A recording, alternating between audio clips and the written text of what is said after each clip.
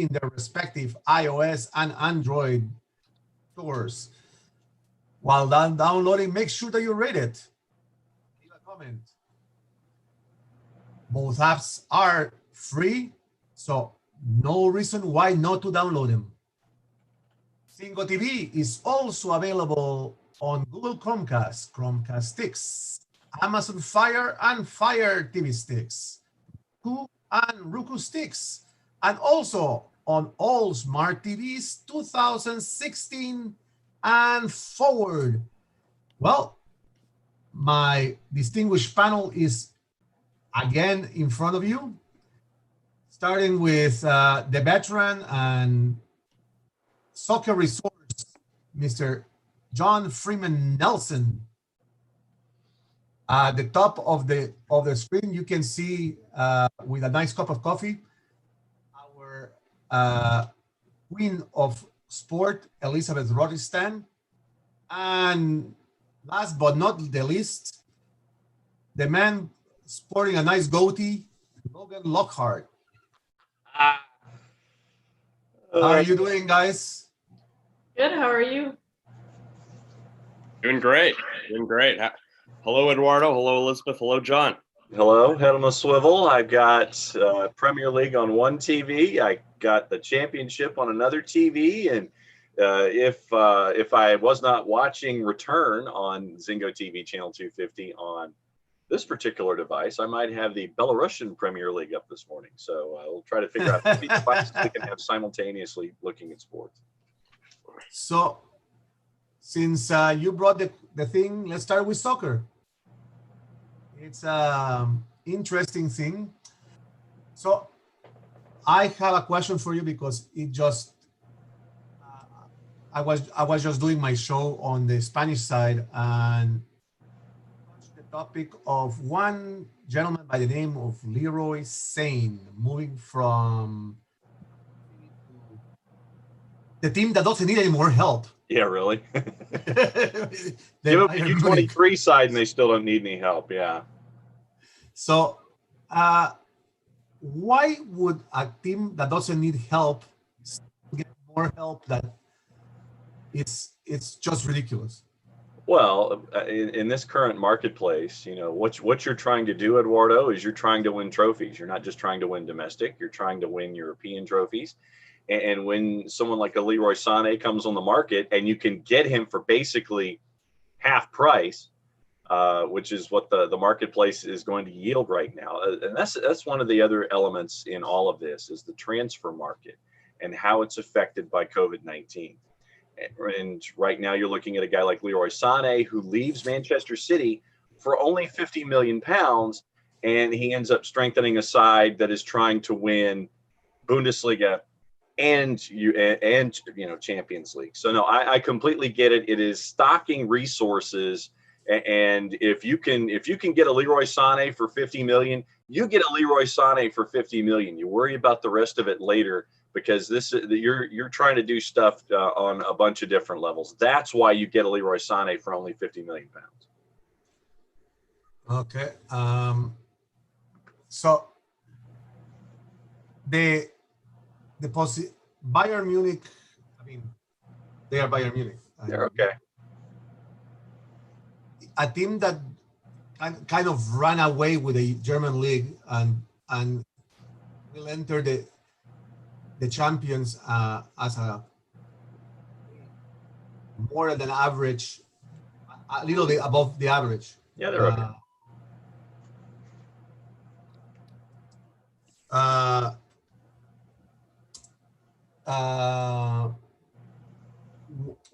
How do you rate them in the Champions League right now?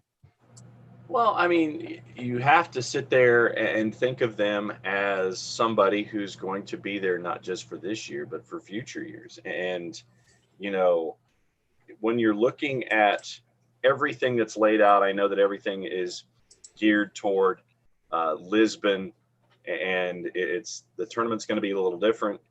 Really, what you're looking at in this season is you're looking at one game sprints. There is no return leg, and it is knockouts, and you're in and you're out and you're done. And once again, if you can continue to have the talent in place where you can sit there and go, okay, I can trot out so and so and so and so, and my season's over, and I can focus on the task in front of me. I think that anyone who's making a championship run in Champions League is going to sit there and go, all right, here's the deal. It's a sprint. I need to have as deep a side as humanly possible. And this goes for everybody across the board. So, I mean, anyone who is in the remaining sections of the competition in Champions League, be prepared for a lot of substitutions, which means you've got to have depth on your roster, which means you've got to have depth upon depth on your roster. And that, to me, is the biggest thing, Eduardo. All right, hold on. I'm making a special appearance here. I saw that. I'm making a special appearance here because it's the 4th of July, and you're the only American on the team here. Eduardo says he has half citizenship. Yeah, so. But I don't. Okay, I I haven't seen his American passport yet, so I don't want to be Trump here. But on behalf of the BarnBurner team, even Logan and Elizabeth are dressed up.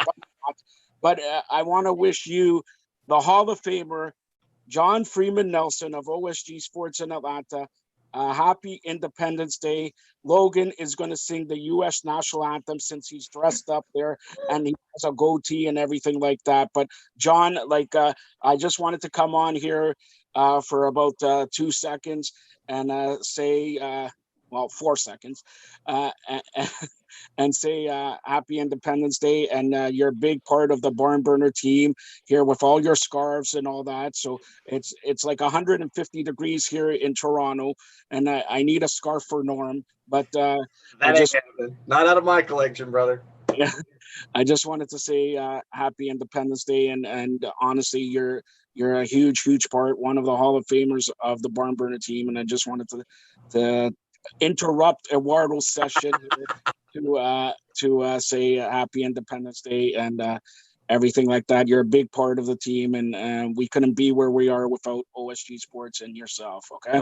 Belated happy Canada Day to everyone up there as well. And if Logan can sing the Star Spangled Banner as Nikolai Volkov would sing the Russian national anthem in the old days of the World Wrestling Federation, that I will accept. Otherwise, I will absolve him from having to do it this time. He gets an excused absence. Well, hold on, because Logan and Elizabeth haven't said a word already. The show's 10 minutes long. They have not said a word. All right.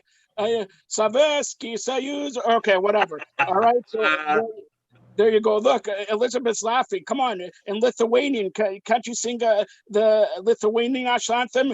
Come on, you sing when you're on the platform. I know the Russian one. Oh, there you go.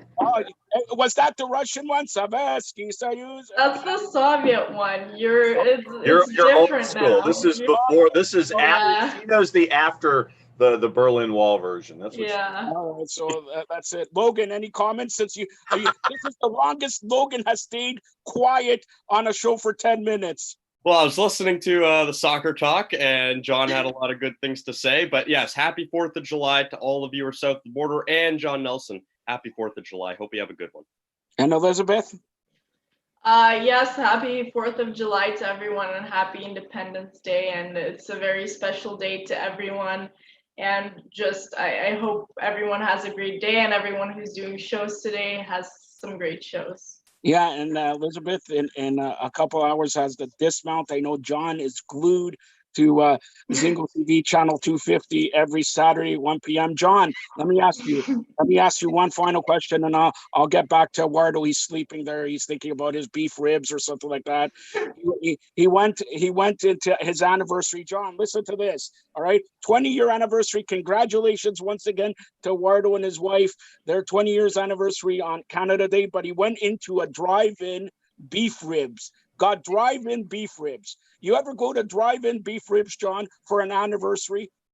Not for an anniversary. I've done walk-in and carry-out. I've not done drive-through. So, I mean, Eduardo must have a whole lot of trust in this particular establishment if he's going to do a drive-through for it.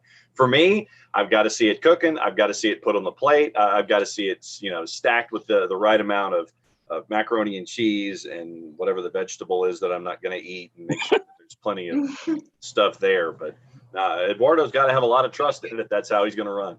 And John, any big plans for 4th of July?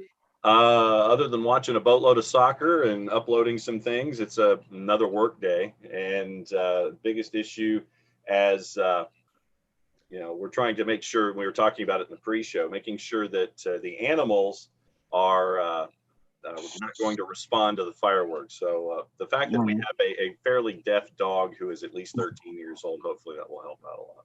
All right, and Logan, I'll see you in a couple hours. Logan has invited me to his house for a steak, lunch, and dinner. So Elizabeth, after your show, you could come. I'm inviting Elizabeth too. Okay, Logan. Okay, so Yeah. Eduardo still has to produce. Eduardo has to produce shows. He can't come in. So that's it. All right, Eduardo. Sorry for taking over Spanglish Sports World English version. Go ahead again. Happy Independence Day to everybody in the States watching Zingo TV Channel 250, BarnBurner TV Network. Go ahead, Eduardo. I'm out. Racket. No problem. Thanks, Joe. And by the way, I didn't forget. It was just I gave definitely I share a U.S. passport. As Joe kindly put it. I lived in the U.S. for 10 years. And you did. Yep. Oh yeah. When I was in Atlanta and then in Miami, you know, it's that's part of my legacy. I do have the passport and I do vote in every single election, no matter what it is, where I am. So, you know, to my colleagues in the U.S., happy Independence Day, and remember that in this day more than ever, we have to remain united as one and believe in everyone's right to speak and to live peacefully amongst each other. Vote, y'all. So now that we have escaped from the treacherous ravings of our leader, let's go back to what's the clutches of Joe Pacey. Let's go back to what's real. Not really in certain terms, but so I want to touch on the other contract that is coming up for renewal. That's one with the La Liga, the contract of Lionel Messi. That's another guy that has a lot in his plate, and also we have to remember that he's also the president of Barca is also up for renewal. So, what's going to happen there? Going back to the expert, the line, John. Well, let me. Since I've won the toss already, let me defer. I want to hear what Logan and Elizabeth have to say about it. You know, with Messi, you know, I was talking to a friend about this yesterday, and I brought it up to him. I said, "Hey, what about England? Is there any potential that he can go to England?" And my friend, who's really involved with watching soccer, he's telling me, well, you know what? The only realistic team that can actually get him right now is Man City. And there's only a few teams in the world that can really get this done. John, can you see a potential for England, or can you see more potential of him reuniting with his buddy Neymar in Paris? I would go with your former more than your latter, Manchester City, because you know that the Middle East money right now is they're looking to invest wherever they can, but really the deeper issues come with Barca and their own money problems. They need to, if I remember correctly, I think they need to clear 200 million euro off of their books, and fairly soon. I think by the end of their fiscal year, to try to get back in line with financial fair play and just having really budgets that they can manage and players that they can pay. So it's going to come down to a lot of things. One, Barca's budget. Two, how bad off is Barca's budget? Three, how many folks do they need to sell off to try to get back to something resembling solvency? Four, how happy is Messi right now? Five, knowing that, if he, you know, who would you surround him with, knowing that your team is in such a financial strait? And then six, how fed up was Messi with the front office if he doesn't think he's getting the support he's going to get, like he did in country competition with his time in Argentina, where he's fed up with the federation. Do you get to that point where you're just completely and totally fed up with the whole thing, and it's like, peace out, Boy Scout? And it would have to be Manchester City for me, because because of relationships with them wanting to be there with Pep Guardiola. So for me, it would be Manchester City. PSG would be another team that has the kind of money, but I don't know if you want to be in a situation once again where you would be winning La Liga, where you'd be winning Ligue 1 every year, no real challenge, and then have issues when you go into Champions League every single time. So no, if it's me, it's Manchester City. Yeah, I would have to agree with that. I think Manchester City will go all in just to sign Messi. I think they will. I actually read an article that they're prepared to go all in just to sign him, and I think it would be a good place for him to play. First of all, I love Messi. He's one of my favorite soccer players of all time. Have his shirt in my closet. And then I think Man City is the best option for him, hands down. I think he's going to go there. And just to clear up, John, the issues between Messi and Barcelona, this stems from the organization itself, him not being happy with the organization. It's not a scenario where he just wants to move on and move forward with his career. It comes from him not being happy with the organization. Yeah, it has to do with the level of investment and direction and Setien as coach. And when you're not happy with everything that's surrounding you, you're gonna be kicking the tires on some stuff. And so it would not surprise me if there's at least some tire kicking by Messi's agents. And remember, when you see stuff in print that says Team X has not reached out to player A, that doesn't mean that Team X hasn't reached out to player A's representatives. It is how the sentence is structured as to what the contact is all about. I think that all this, sorry, Lisa. No, it's okay. Go ahead. So I think all this stems out as a result of all the mess that they made with Neymar and Messi, picking them one against the other for many years. That was the exit of Neymar also to PSG, aside from the tax problems in Spain. But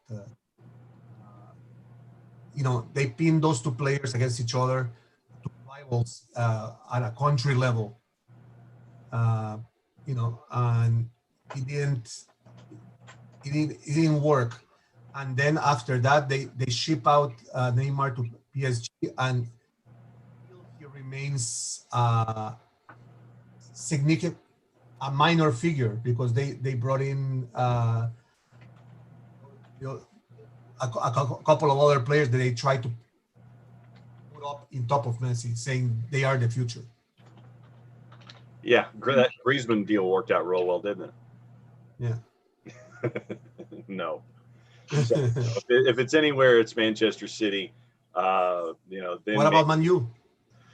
No, they don't. I mean, right now, what you would do is you would upset the apple cart with what Ole Gunnar Solskjaer has been building. And as I turn to my left, right now, Manchester United is leading Bournemouth in the 60th, 5-2. It was 3-1 at the half. Bournemouth scored to make it 3-2, almost had an equalizer to tie it at 3. But now it looks like a set piece. Bruno Fernandes has put it past Aaron Ramsdale. And so halfway through the 60th, it's now 5-2. Think about what Manchester United has been able to build in the last little while. You've had only in their last 15 matches across all competitions, the number of goals that they have allowed coming into today is the number of people on this screen right now. 4 goals in their last 15 matches. They've given up 2 today, so it's 6 in their last 16. And that's international competition, that's FA Cup, that's Premier League. What Ole Gunnar Solskjaer has been doing, now that he's been left alone, has been bringing in guys like a McTominay, like a James. You're seeing Rashford and Martial and Pogba working together, and you're seeing Mason Greenwood, who could still play in their under-23 competitions. Mason Greenwood is 18 years old. And you're seeing Manchester United turn the corner with what Ole Gunnar Solskjaer has been building. Ed Woodward, thank insert divine being here, whoever you believe in on the weekends. And when you believe in higher powers, Ed Woodward has left the team alone when it comes to personnel decisions, and he has been focused on the pocketbook. Personally, I would rather Ed Woodward leave, but he's left Ole Gunnar Solskjaer alone. You've seen the philosophical change. You've seen what he's been able to implement with young players. I wouldn't bring Lionel Messi within 90,000 miles of Manchester United. I'm sure Ed Woodward's eyes would light up and the Glazer family sit there and go, ooh, shiny object. Not now. Too much success. So we are done with La Liga. We're done. Let's go to Serie A. And found it very strange in yesterday's report that Alexis Sanchez was named Player of the Week. They discarded every other Italian in the league, and they named a Chilean guy. Where do you see that?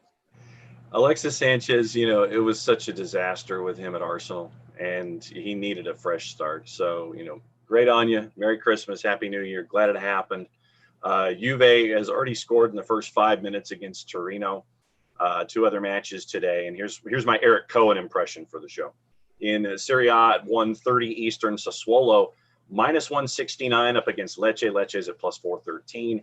And at 3:45, Lazio and AC Milan. Lazio's at +137. Milan's at +214. So, the Juve just needs to keep their head screwed on straight. They'll win the league. They'll go and do their thing. But Alexis Sanchez desperately needed to change the location. And if this is, this is a place that he can call home, more power to him. So now you brought up the schedule. Tomorrow 11:15, Inter Bologna. Bloodbath. Yeah, -213. Inter Bologna's at +610. Right now, you got the other 6 matches. You have some favorites. Verona's a -149 against Brescia. Atalanta's a -189 against Cagliari. Sampdoria's slight favorite against Spal. Spal, popped up and surprised some folks the other day. Parma, Fiorentina, Udinese, Genoa, and Napoli, Roma, all looking at draws, although Napoli's at +104. So look for half of your schedule to come out with wins, half of your schedule to come out with draws. Okay. Like I said, I feel like Eric Cohen doing that particular segment. Now we are going to go to pastures that both Logan and Elizabeth have dealt with over the past week in every single show, I think, across the board. That's the NBA. We know that Orlando is the place. There is no change in venues. Pascal Siakam yesterday reported, came out on CBS Sports saying, I feel happy about Florida, withstanding all the explosion of COVID cases. Where do you guys see as well? But the surprise of all this is Olidapo. Olidapo is not playing. Where do you see this? Let's start with Elizabeth. Well, I don't see how anyone can be happy about Florida right now, if I'm being completely honest. I mean, it's a bomb of corona cases, and I really don't know how, honestly, at every sports league that I look at that are going to start their playoffs for their season, I just think how are they going to do it? I just don't know, because there's so many cases in the US right now. There's so many cases within the leagues, athletes, staff members, coaches, everyone. There's so many cases, and NBA as well. Like, there's cases in the NBA, and also a lot of NBA players spoke out how they don't want to play in the playoffs, not because of Corona initially, but because of the social justice issues that are going on. And actually something that I read that they might do in the NBA in the playoffs, they might, instead of, how players have like their names on the back of their jerseys, they might allow players to have jerseys with social justice phrases or quotes on the back of their jerseys, to raise awareness, because a lot of players said that basketball will take away from the issues that are going on right now. So that's something I read, and that's the idea that's been proposed. So I think that's a pretty good idea, but something that bothers me more than that is the COVID cases. I don't know how they're going to pull this off. I don't think all the players are going to stay in quarantine. I think players are going to break quarantine. I don't know, but that's kind of what I heard, and that's my opinion on the whole thing. You know what? For the next 3-4 weeks leading up to any of these leagues, you're just going to have players voice an opinion one way or the other. That's what's going to be written right now in the press, whether it's print. So Pascal Siakam, he's just one of the guys. He's on one side of the spectrum saying, hey, I think it's a good idea. Just similar to how the mayor of Toronto yesterday said about the NHL's plan in Toronto. It's a nice, detailed, organized plan. So you're going to have this back and forth. Oladipo sitting out. We expect players to sit out. Okay. And in baseball, I think that a lot of dominoes are going to fall. Hopefully not Mike Trout. That would be devastating for baseball. That would be really, yeah. Mike Trout sat out. They'd be in big trouble if that happened. But with Oladipo's a good player too.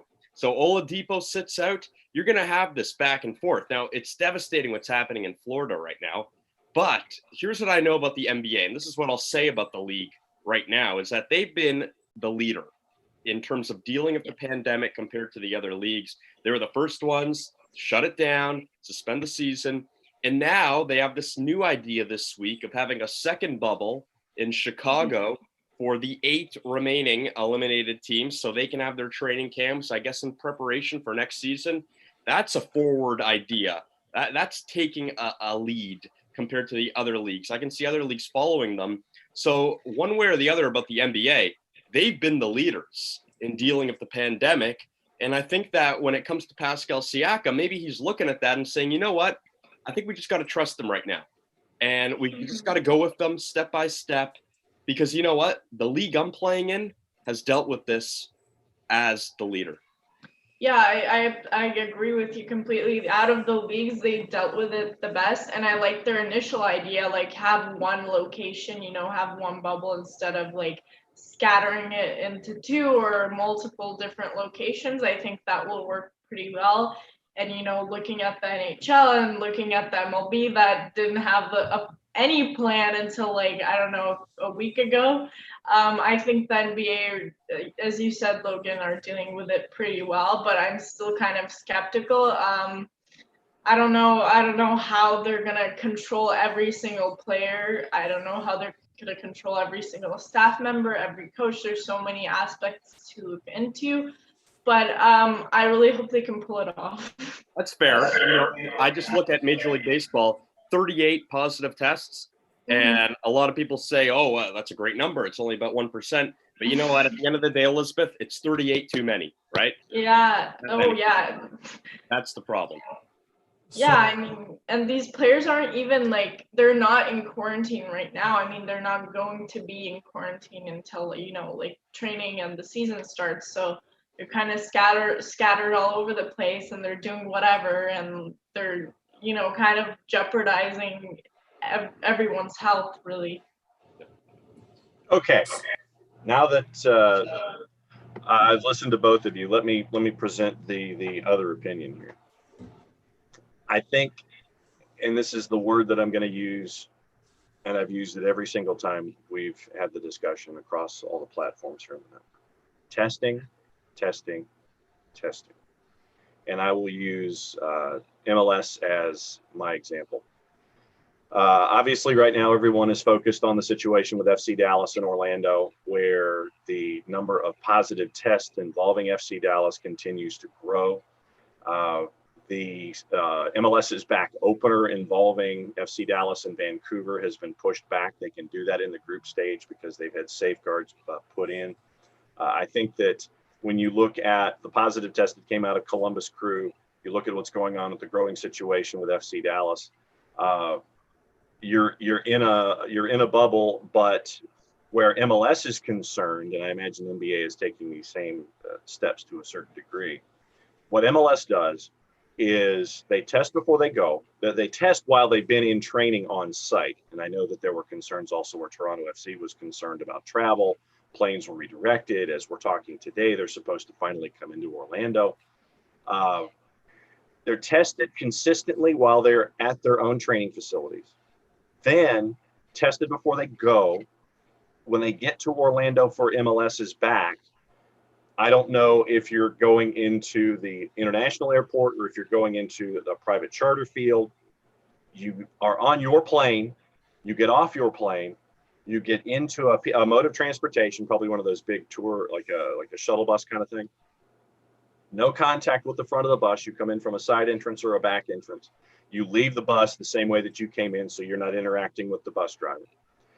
Then you're handling your own equipment, or a designee from the team is handling your own bags and your own equipment when you get to the hotel. When you get to the hotel, you're inside the bubble. The second you get in the bubble, you check in. You're not interacting with staff at the hotel. You're getting an instant test, and you're getting that big swab shoved up your nose until you cry, and then you're put in instant quarantine. Then they come up with a result 12 hours later.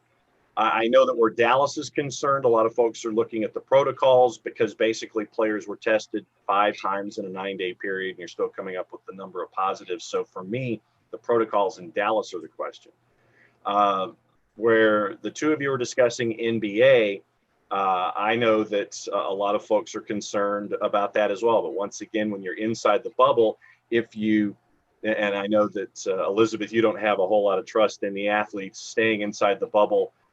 If you leave the bubble and you come back in, then it's a 10-day quarantine. At least I think that's what the case is with soccer. I imagine it's the same or something similar to NBA.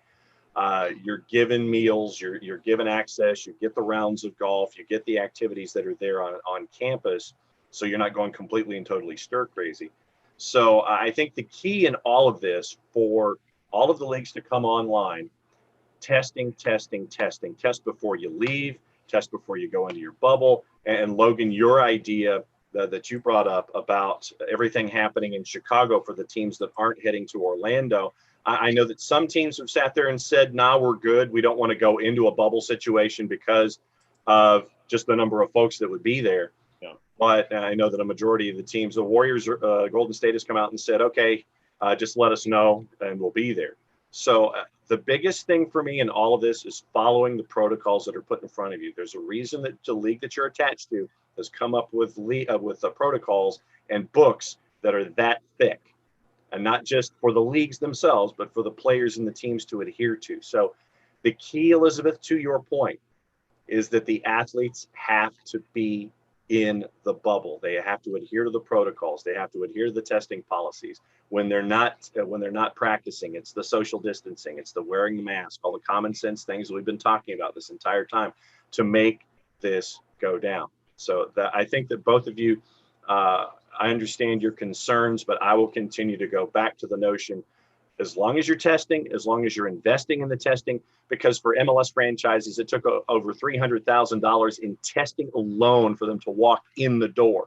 So when they understand the investment and the amount of the investment that's in play, Logan, I, like you, would be concerned about someone like a Mike Trout in Major League Baseball, but I think a lot of us, and I would say 99% of us, don't know what it's like to have a pregnant wife who's expecting, or a young child, and it's the first child in your family. So he's speaking like a father. He's not necessarily speaking like an athlete. And I give him, Logan, all the props in the world for it. Absolutely. And just quickly, the incentive for these players is going to be to win, because you're going to have veterans talking to the young players saying, hey, man, follow the rules, follow the protocols, and we'll have a better chance to win. If we're all healthy and we're all following everything, then that means that none of us will get sick. We're going to stick together as a team, and we'll have a better chance to win. I think that's the incentive for these players to follow the rules. Mm-hmm.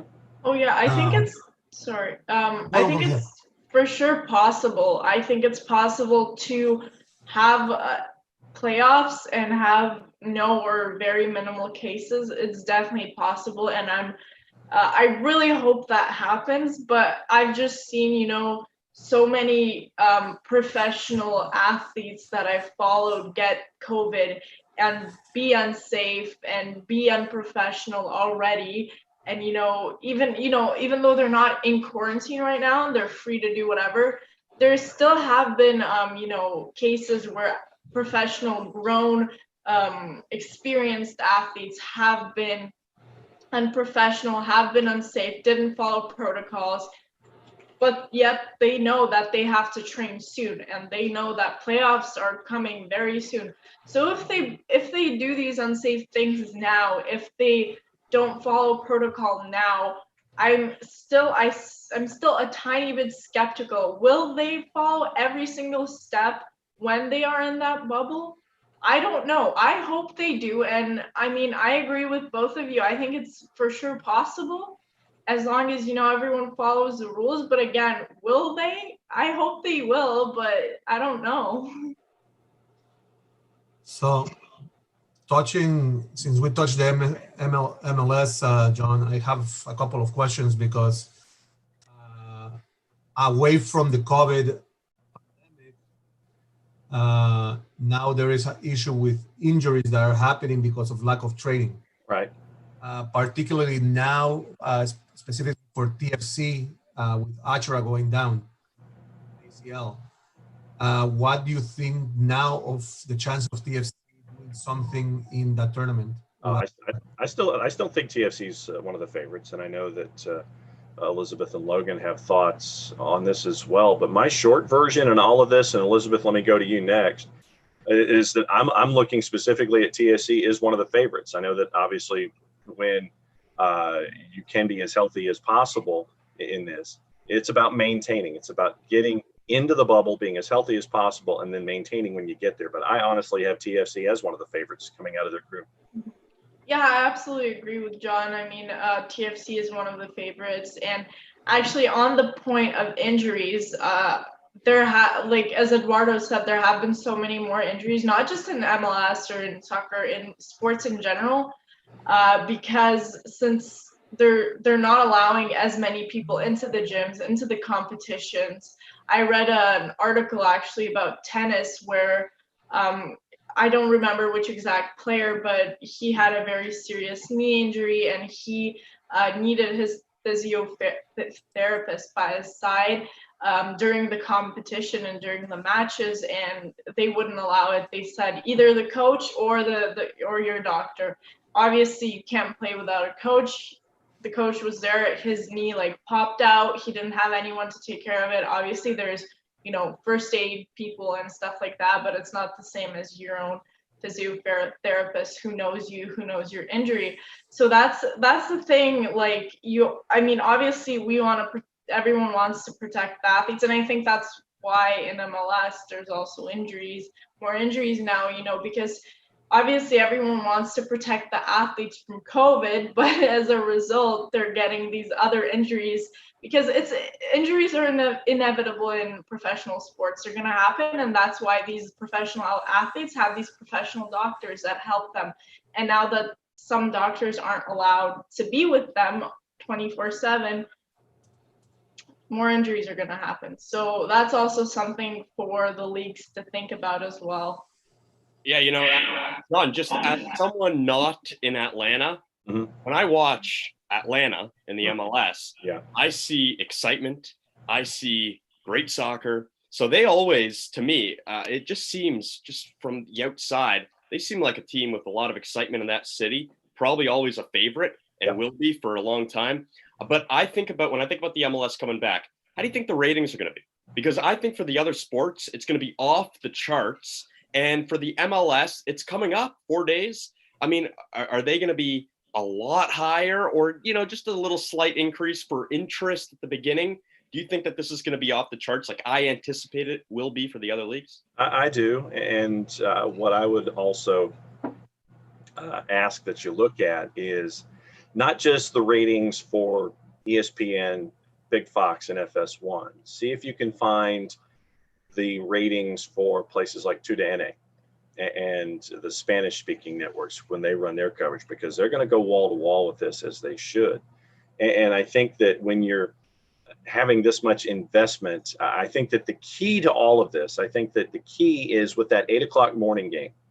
I think what you need to do is have programming behind it. You need to have your pundits on the ESPN family of networks. You need to have Ali Moreno talking to Max Kellerman, or you need to have Stephen A. Smith talking to Taylor Twellman about this kind of stuff, because I think what that will do is continue to generate interest, because during the day you've got that breakfast game, then you have the 8 o'clock at night game and the 10:30 game.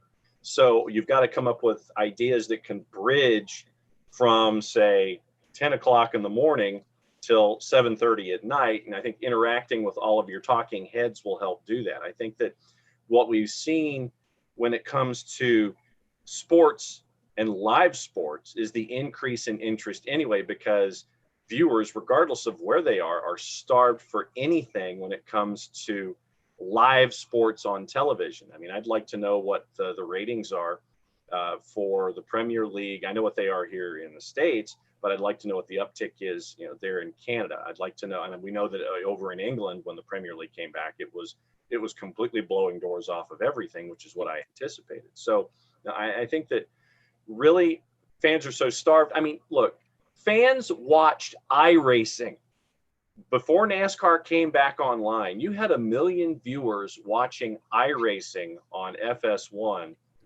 because Fox treated it seriously. And if you treat something seriously, they understand your level of investment. So if Fox and FS1 are putting that kind of investment from studios into their product, I mean, to pull a NASCAR race off, you're talking about folks on site. You're talking about your talent in Charlotte for the most part, except for your pit reporters, and then all of your master control elements, rolling commercials and things like that in Los Angeles. That's for Fox to get something done. So I think that they're not just going to go in there and sit there and say, I don't care what this looks like, we're just going to finish, whatever. I think that I think that the ratings are going to hold out, but I think that a lot of it's going to depend on the ancillary stuff and how you maintain interest after the breakfast match leading into the dinner match. But you only have 2 weeks for being the only ones, and then Major League Baseball returns, then the NBA returns. How do you deal with that, right? I mean, you're only gonna have 2 weeks, and then what you're saying kind of might disappear for a little bit. You might lose a lot of people. I worry about that, but the MLS is a big opportunity for 2 weeks to get people and try to retain them, right? It's all about retention. As has the NWSL, and the NWSL was the first pro league to come back here in the United States. And subtle plug, in 45 minutes, their second week's going to continue on CBS All Access. So it's good. It's a good product, and it's good exposure for the NWSL as well. Now, guys, here next question for you guys. Let's drift into NHL, because the NHL just announced that the workout start on the 10th.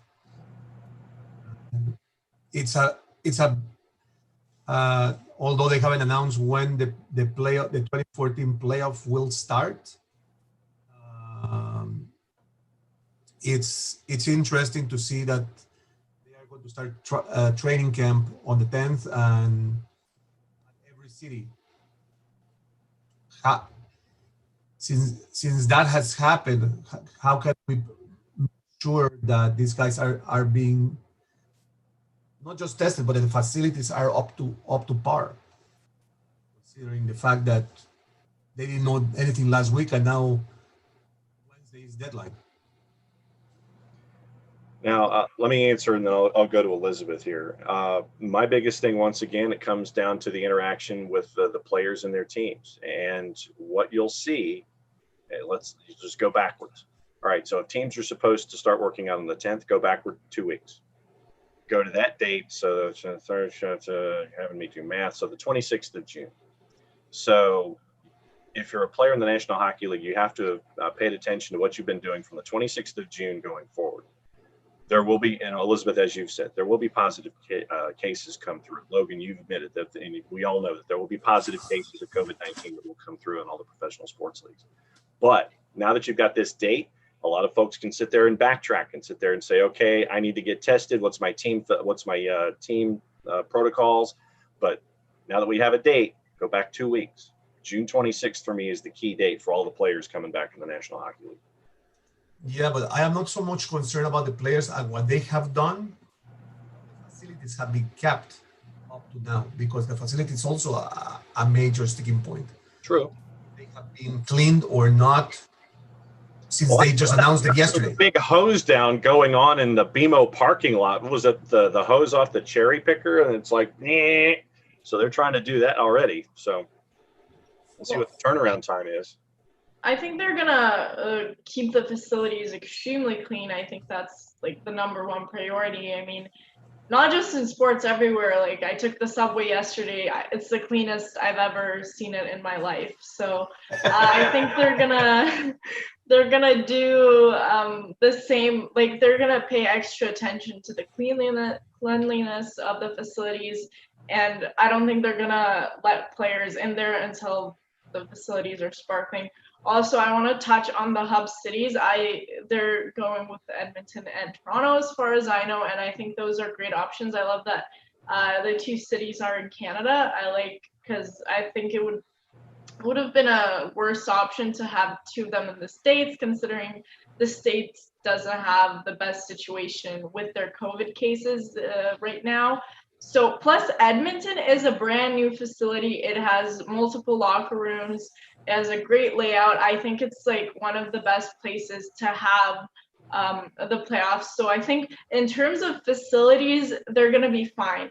I'm more worried again about the players, and I'm probably annoying everyone by repeating myself, but I'm not as worried about the facilities because they will not let players in there until they're sparkling clean. I'm more worried about how the players are going to behave. Well, it would be nice if we had a date for when the play-in series are going to start, so that when the players are working out and they're at training camp, they can actually have a timeline for themselves and say, what are we working towards? Because right now they're just working out for the sake of working out. And hey, soon, hopefully we'll get on the ice and start playing games. I think that the NHL, I think they're under a time crunch here. You got to start giving a timeline for when this stuff's going to happen. Everyone else has done it. So if you're the NHL, you're a little behind here. When are these play-in series starting? You have to let your players know. It's communication. There has to be a line of communication here. It's very important in a time like this.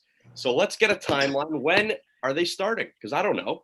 Late July, we can guess. We can guess it starts the same time as the NBA. All right, Logan, I got breaking news. All right, I had to come in because I have breaking news.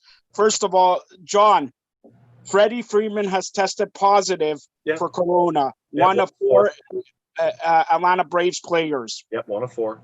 All right, and here, according to my source that I just got off the phone with, the NHL and the NHLPA are working right now.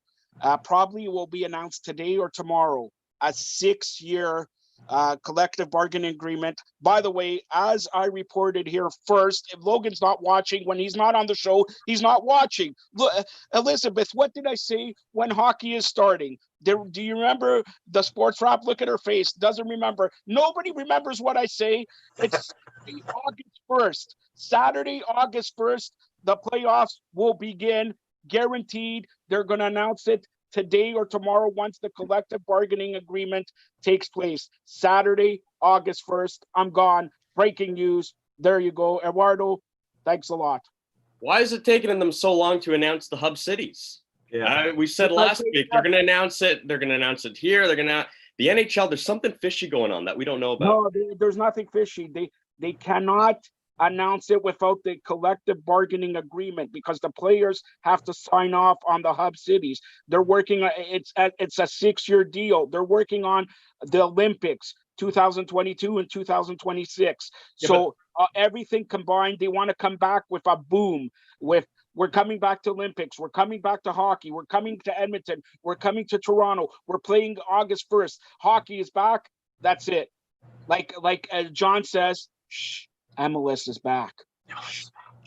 Yes. Now we're going to be a little bit louder because we're in Canada. The NHL is back. And Logan is excited. He grew his goatee back for the NHL. And Logan, by the way, you forgot to give me your address. I'm supposed to meet you for steak. Come on. But by the way, with the NHL and the NHLPA, they've really made a big improvement on their relations. For them to get a deal done, a 6-year deal done like that, is very positive. This is the same group of parties that have canceled an entire season, that we had to play half a season in 2012, 2013. For them to get this done that quickly during a pandemic, I think it's quite impressive.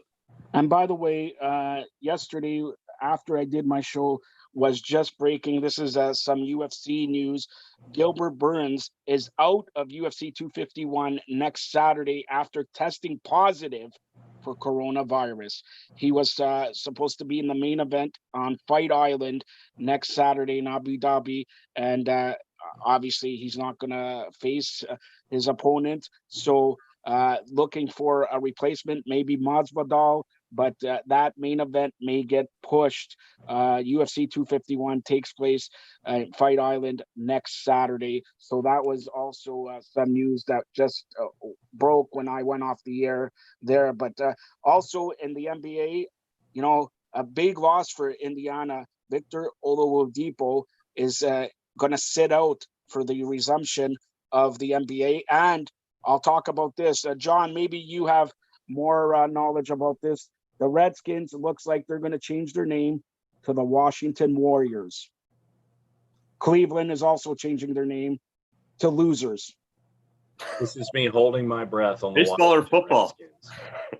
Well, both, but yeah, holding your breath. I thought you're just holding your breath because Eduardo needs to close this out already. Yeah, we all know about the idea that with the Washington Redskins, FedEx is on the name of the stadium. We all know Pepsi's a big sponsor. We all know that 3 sponsors have attached themselves, and Nike has apparently stopped selling Redskin gear with the swoosh on it.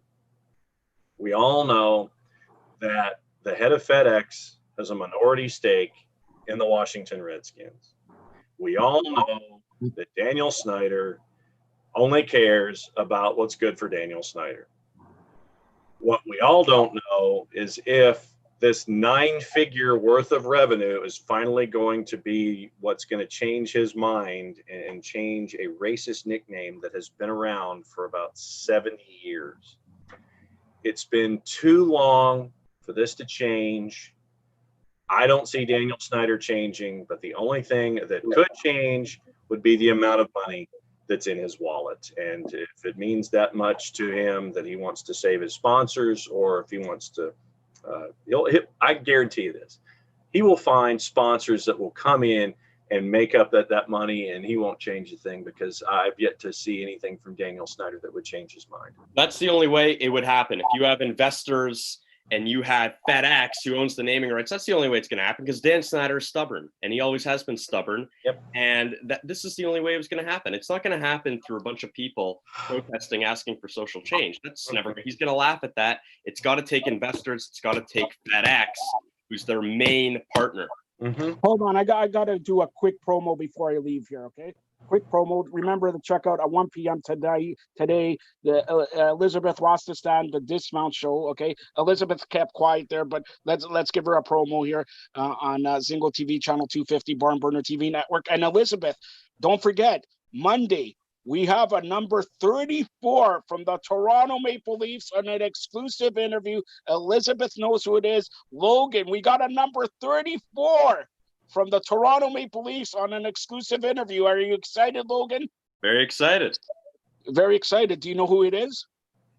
It's a surprise. I'm not, Yeah, you don't even know who number 34 is. Watch the show. That's number right. the current number 34 on the Toronto Maple Leafs. Listen to me. Just why he just told me to watch the show. I'm not giving him one. A34. Okay, I'm gonna go to my Leafs history mind here. Thinking. Yeah, he has a beard like you. Anyways, go ahead, Eduardo. Close it out. I gotta go meet Logan for steak. Come on. They all do. So on behalf from myself, I would like to thank my distinguished panel, Logan Lockhart, Elizabeth Rostad, and the voice of soccer, John Freeman Nelson, and reminding everybody that this should also be heard on BarnBurner Radio Network on 122 platforms. Please also check out barnburner.ca for all written news, all radio shows. BarnBurner, watch it, hear it, download it. This has been Spanglish Sports World. Coming back to you on Wednesday with my co-host and friend, former center fielder for the Toronto Blue Jays, Lloyd Mosby.